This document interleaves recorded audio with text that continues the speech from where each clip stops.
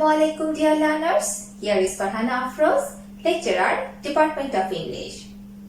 I welcome you all to the English online class.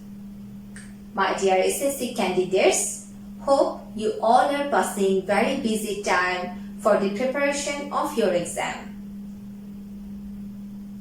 Dear learners, remember, student life is the seed of your life. What you will sow, you will reap in future. Though the present situation is difficult to continue your study smoothly, but you will have to cope up with this situation and be prepared always for any kind of situation to handle. My dear young bright stars, with a bright wishing, I would like to begin our today's class. Dear students, today we are going to revise some important topic taken from English first paper. The items are email writing, story writing and dialogue writing. According to the new syllabus, these three items contain a pretty good number. Email writing contain 12 marks. Likewise, dialogue writing and story writing also contain 12 marks separately. Let's begin the class with the rules of email writing. Before we know the rules of email writing, let's know about the definition of email. Email is a system of sending written messages electronically from one computer to another. It's an abbreviation of electronic mail. There are two types of email, such as number 1, formal email, and number 2, informal email. Do you know what is formal email? A formal email is typically sent to someone you don't know well or to someone in authority. The language of formal email should be very polite. Let's know about informal email. An informal email is generally sent to someone you know well, such as your parents, siblings, relatives, or friends. Dear students, to write an email appropriately, you should know about the parts of email. In number 1, you will have to write about the information of sender. That means sender's email ID should be written correctly. Number 2, information of receiver. Here, like sender's email ID, receiver's email ID should be written. Number 3, date, day and time of sending the email should be written. In number 4, subject should be written. This is very much important to write subject properly.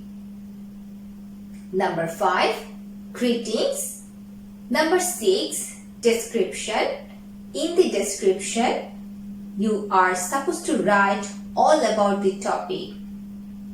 And at last, in number 7, closing. Here, you are supposed to use some closing words to continue your email. To get very good marks in email writing, I would like to share some important tips with you. First of all, I must tell you to focus on the subject writing. Students, subject should be written correctly based on the topic. Then, I must suggest you about the language of email. The language of email should be polite. Then, the sentences should be according to the structure of simple sentence. That means, simple sentences should be used in email writing. follow the line alignments, and finally, I must tell you not to write much information in email writing. So, let's have a look of a sample email writing following all the criteria I have showed. Dear students, here we can see a format of an email. How will you write an email? Here a format is given. At first, you can see from it's written and it's the information of sender. In number 2, there is written to and it's the information of receiver. In both places, you can see that means in sender's information and in the receiver's information, email ID is written. Here, dear students, you must remember one thing, and that is in email ID, all the letters should be written in a small letter. You cannot write any letter in capital letter. Then in number 3, you will have to mention the word sent, and here you are supposed to write date, day and time. That means which day the sender is writing or sending the email, that all information should be written. After that, subject. This is very much important part of an email. Here, you must start an email by the words requesting, inviting, informing, wishing, describing, advising, etc. Usually, in formal letter, we can use the word requesting, but in informal letter, you can use these words like requesting or inviting or informing, etc. After that, number 5, this is greetings. So, dear Raihan, here in informal letter, you can write like this way, and after the greetings, a comma should be there. In 6th number, there is description. Here, you are supposed to describe all about your topic. And do not forget to write the email with less information. And at the end, in number 7, this is called closing. So some words such as your affectionately, your saver, sincerely yours, faithfully yours should be used. So yours affectionately or yours ever, this type of words or closing words can be used in informal letter, and in the formal letter we can use sincerely yours or faithfully yours, and then there will be the name. That means the sender's name should be written.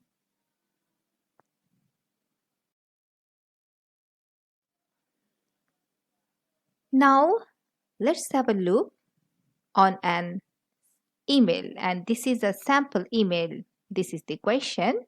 Write an email to your friend advising him or her to give up smoking.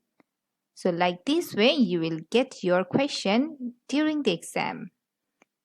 As I told you earlier, first of all, from, that means here sender's information or sender's email ID will be written. After that, to, that means receiver's email ID will be written. Then sent, that means the date or the day or the time will be written when sender sent the email. And then subject, as this is an informal email, we are writing it like this way, advising to give up smoking, and this is written over here even. After that, greetings is written, then we are going to describe our full topic in this given email. See, dear students, I have written like this way. Dear Raihan, hope you are well. I'm not getting any news from you for a long time. And information from one of your friends has made me worried. I was deeply hurt to know that you have started smoking. It has broken my heart.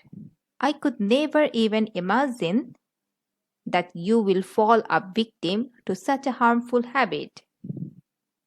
It causes many problems for our body and it also affects our respiratory organs like lungs. So please give up this bad habit.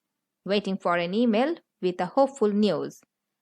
Students, you can see all these sentences are written in the structure of simple sentence. These are very much polite and you can see I haven't given much information over here. Very less information is given. So you must follow this one. After that, closing sentences should be here. Yours affectionately, Aryan Mahmood. So this is a sample email. You must follow all the rules or the criteria while writing an email properly during the exam.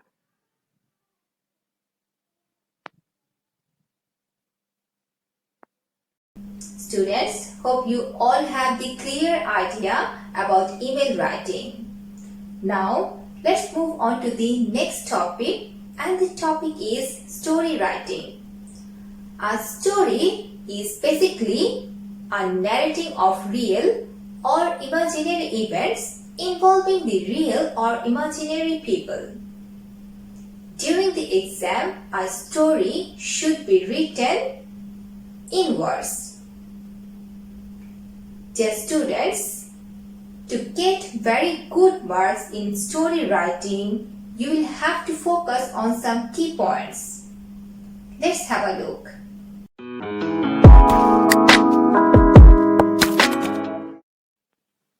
Dear students, while writing a story, you must focus on some key points. Let's see what are the key points. First of all, you must have to have the focus on the title. Before writing a proper story, you must find out the title and that should be appropriate for that story. And you must write that title in your answer script. Then you will start your story. Do not make it longer. That means the length of a story should not be that much long, which creates bore or boredomness in your reader's mind. So it should be standard in size. Avoid incorrect sentences. So you must write all the sentences correctly. You must follow all the grammatical rules for writing an appropriate story. Here I must tell you one thing. You must find out the sentences which will be given in the question paper in which tense, that according to that tense you are supposed to write your story. If the story begins with the past tense, you are even supposed to write this story in past tense. Focus on characters. So you must focus on the characters, especially which characters are more important or less important. Focus on those characters. Don't make this story boring. Once again, I have told this one to you because if you make your story so boring, you will not cut a very good mark in the exam. So, students, you should write your story within 3 paras so that your readers can get interest for continuing the whole story. At the end, there is written proper conclusion. Students, you must give a good conclusion to your story so that you can get a very good mark.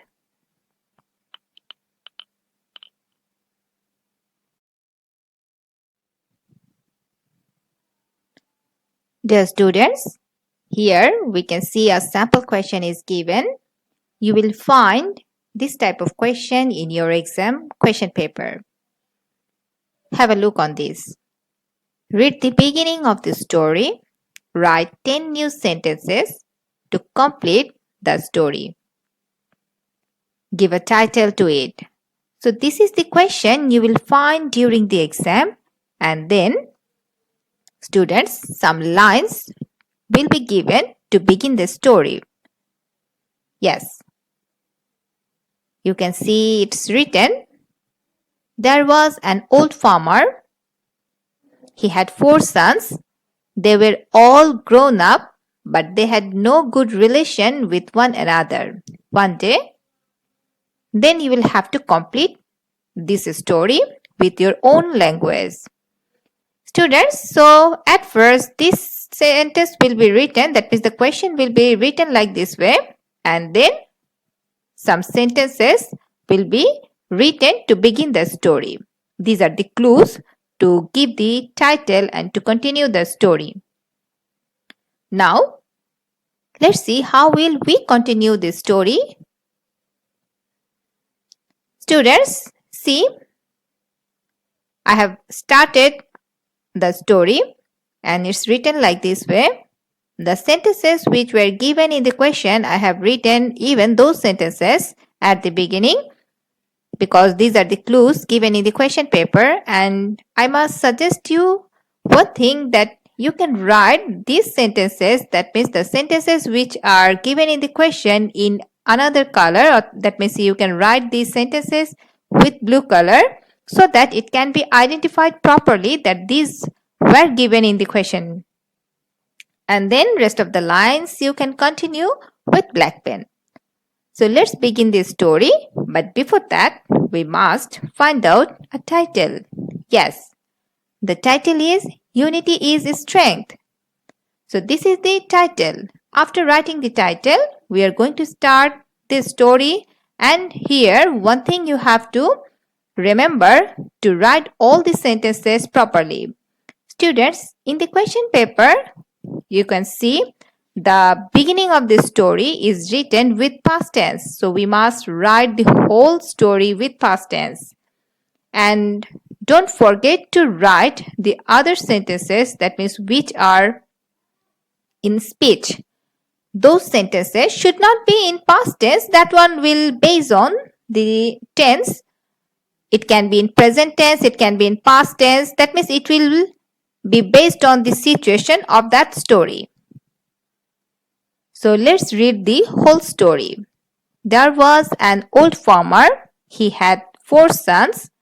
They were all grown up, but they had no good relation with one another. One day, he called all of his sons together and said, I have called you to give my last advice. I will not live long, but I feel very unhappy to see you quarrel among yourselves. Dear students, you can see the sentences which are in passive voice are written in the past tense, but the sentences which are in active voice, those are written in the present tense, because this is a speech. So speech should be written based on the tense, based on the situation. Then he told his eldest son to bring some sticks, and he bought it.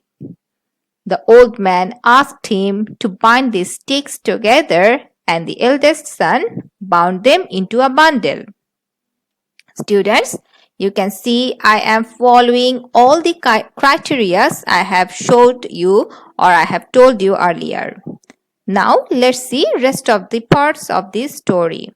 Then the old man ordered his 4 sons to break the bundle one by one.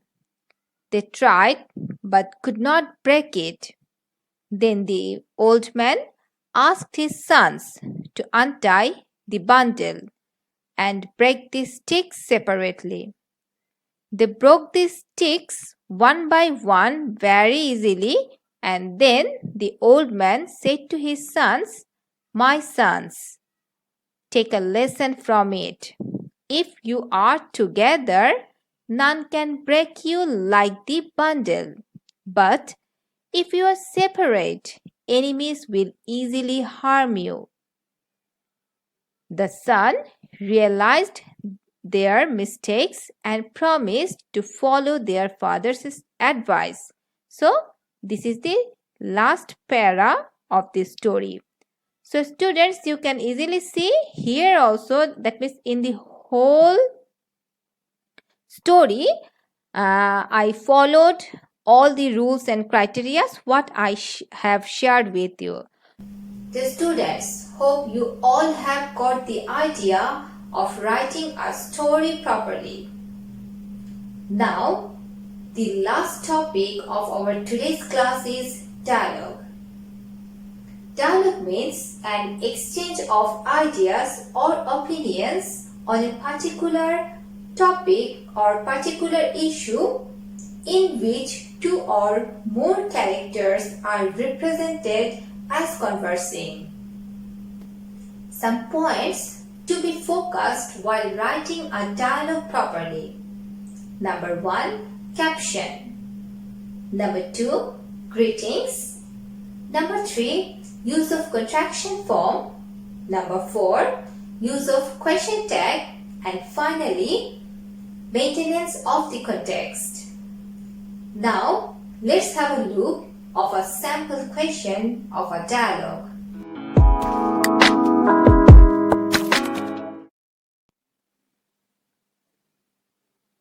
Dear students, here is a sample question of a dialogue. You will find the question of a dialogue in your exam like this way. Let's read it. Suppose Rohit and Fahad are good friends. Fahad goes to bed late at night and wakes up very late in the morning. He is always late in school. Now write a dialogue between them about the benefits of early rising. Dear learners, you can see two names are given, Rohit and Fahad, and you will have to make your dialogue between these two persons, Rohit and Fahad. You cannot take another name by yourself to write this email. And then situation is also given. Fahad goes to bed late at night and wakes up very late in the morning.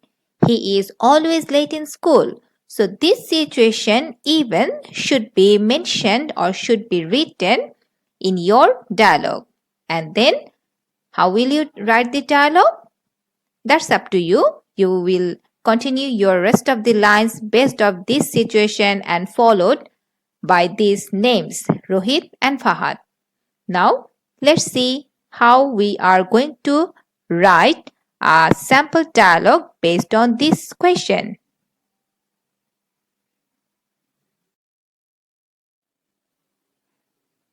Students, this is a sample dialogue which we are going to practice today. And this is the question, and this question already we have read earlier. And the question is, write a dialogue between two friends about the benefits of early rising. Based on this question, we are going to write our today's dialogue. Remember, you should not write this question in your answer script, but you are going to start your dialogue with this following sentence. And the sentence is, here is a dialogue between Rohit and Fahad about the benefits of early rising. So this introductory sentence should be written before writing a dialogue. And then you are going to start your dialogue accordingly. So we are going to start our dialogue with the character Rohit.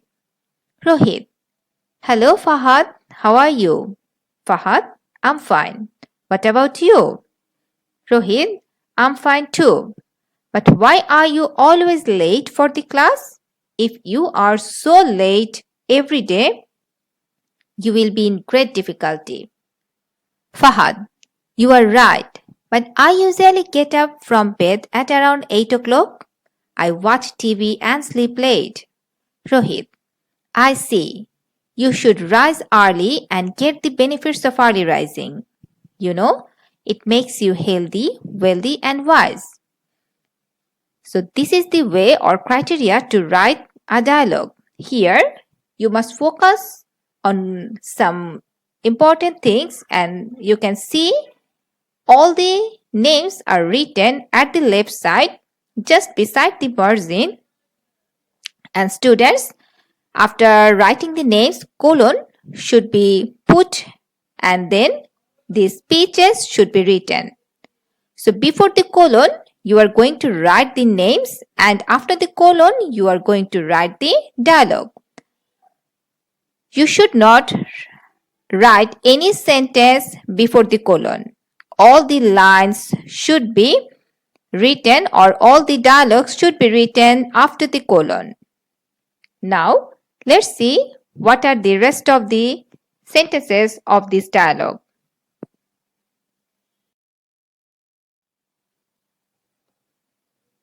Students, these are the other part of our today's dialogue. Let's read it. Fahad, but how will it help me to become punctual in class?